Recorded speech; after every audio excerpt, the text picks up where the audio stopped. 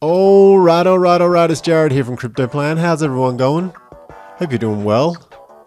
Got a little secret indicator for you to share with you. It's leading me to believe that we might be out of this correction. So if you like this kind of positive news, please stick around. Like the video. Alrighty then.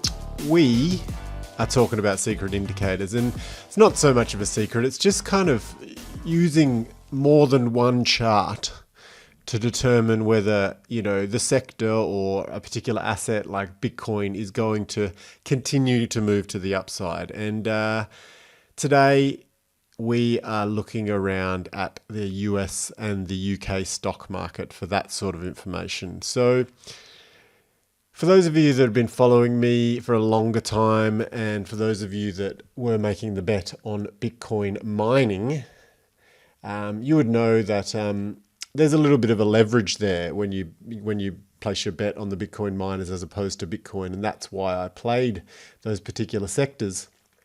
And it did really well for me, and it allowed me to diversify my portfolio. All sorts of goodness. Now, naturally, those Bitcoin miners took a large hit when Bitcoin corrected there, just like the whole altcoin market. So they leveraged to the opposite side and went really low. And luckily, I'd sold out of pretty much all of my position, except for that core position that I wanted to, not the core position, except for that, I'll hold on to the rainy day position, that risk off position that I will only sell at major targets, or I'll sell it well above its all-time highs at the moment anyway, in the firm belief that Bitcoin is going to, 80K plus.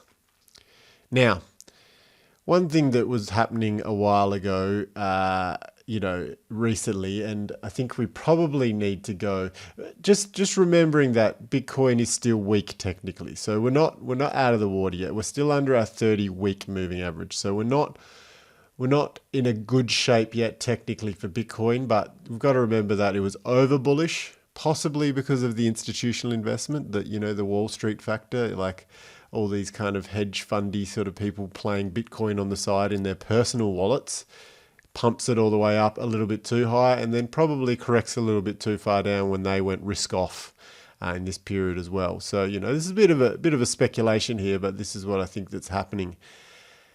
And then if we go to the daily, even to the 4-hourly, just to kind of get a better picture, we can see that Bitcoin has been wobbling around this 30 MA, so the 34-hour bar moving average, and now it's kind of breaking out fairly strongly in the last kind of 1, 2, 3, 4, 5, 6 4-hour blocks. So there's some solid movement there in Bitcoin, but the thing I'm looking at down here is like Marathon Patent Group, it's gapping up well above that, So we'll go back to a daily, we can see that it's gapped up today. Go back to the weekly, it's above the 30-week moving average. So it was the same as Bitcoin. It was well below the 30-week moving average. It got hit very hard.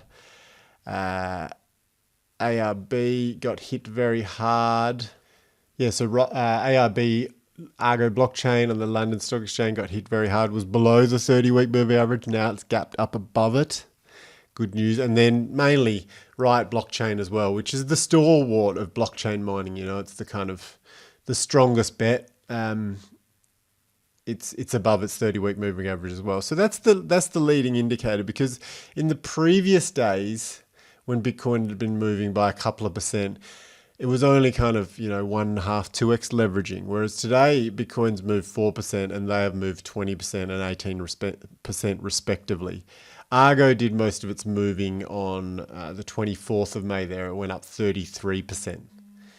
So, we're seeing that institutions or, stock market money, Wall Street, London, big money's going in, backing the Bitcoin miners again. And you'd only be backing the Bitcoin miners if you were confident that the correction was at least nearing the end in Bitcoin and it's on the way up. So I think moving back to Bitcoin, moving back to our daily chart, just remembering what's happened, big old crash, bottomed out, pump to 40, pullback, couldn't quite hit 40, pullback, kind of got, rejected there again at, what was it, 38, and now it's kind of back above that 40, and that's what I've said all along. It needs to kind of clear 42,000 and continue to move up on good volume for us to really complete this kind of WM bottom pattern that I was seeing there. The double, triple bottom, whatever you want to call it, but clearly, some kind of a bottoming pattern. Now, there's a lot of people out there that are calling this, shoulder, and a big drawn out head, but it's like that's stretching it a little bit. I think, if anything, we're more looking at something like this that played out. There was shoulder, head, and then then if that was the kind of neckline, then when we broke down there, that was confirmation that there was a correction going on. But it's not a parabolic top, head and shoulders. It's not like a ridiculously crazy situation like we've ever seen in crypto. So, I was never really scared that it was over, but some people are calling this, the end, still calling it the end. It's like, no, that shoulder there, that's a price move.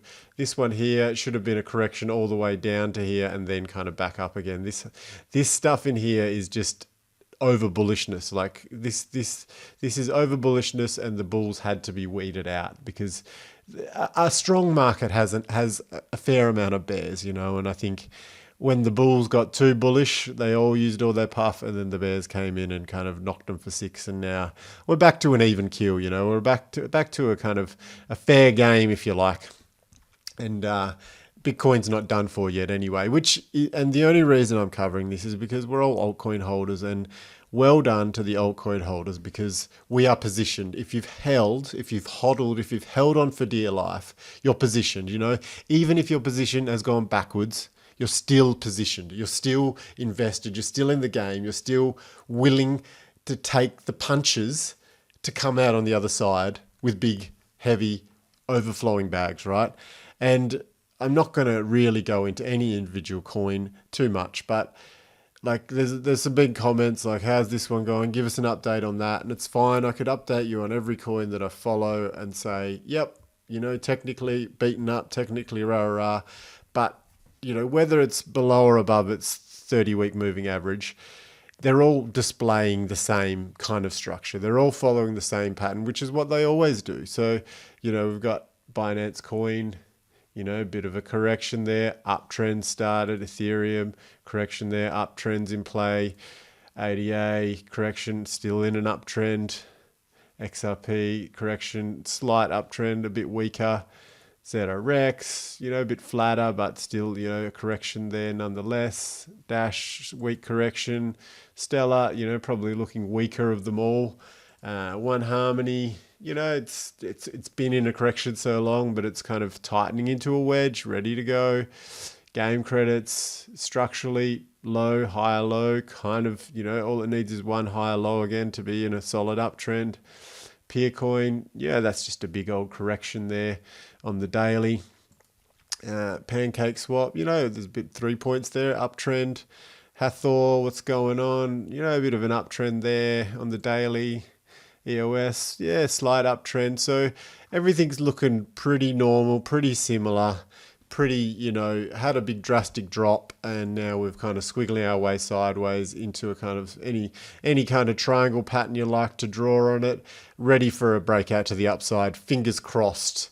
So I just wanted to update you on my thoughts because of these Bitcoin miners gapping above their 30-week moving average, on not massive volume, but decent volume, for the week already, there's still a decent amount of volume considering it's only day one. And that's the story. There's light at the end of the tunnel anyway. I think for Bitcoin to crash any further, and I still do want to say it, that it's in play, and I'm going to show you one last chart that there's still something in play that we've addressed already, but I'll bring it up again. So like I say, I'm bullish that Bitcoin is going to make it out of this particular bottoming correction, halftime or whatever, but we've still got to acknowledge that according to, this trend line anyway, which, trend lines are just rough indicators that, it's sucked along that trend line during bull markets or uptrends, or the general progression of price for a long time. Flipped it, it was support, resistance, broke out of it, and then it hasn't tapped back on it for support. So short term, if we saw 27, next month 31, if we did have a dip back and test this line at any point along the way, all the way up until December, it would be in play. Now, I think if it was going to do it, it probably would have done it recently. Maybe next month there'll be a scary moment. But, we've just got to acknowledge that it's in play. And not, drawing a trend line doesn't mean a price has to touch off it. It has spent enough time along there. So I'm confident that, the time it's spent there means that it probably doesn't have to come back and touch. But, we've got to acknowledge that it's in play. So I don't want to be always the Super Bull, but it's definitely Bitcoin is leading the show. I think from a technical perspective, we've got the total crypto market cap above its 30-week moving average. The total altcoin market cap is well above its 30-week moving average. So two bullish charts. Bitcoin's the only one left really of the major kind of indicators or indexes in the crypto space to break above there. So it needs to be above 42.5 there, closing and moving up strongly out of the weekly candles. So just need to reverse these two big red weekly candles with two nice big green candles there. So that's the story. I hope you're doing all right. I've been Jared. This has been Crypto Plan. Like the video if you like this sort of stuff, and I will catch you on the next one. Bye now.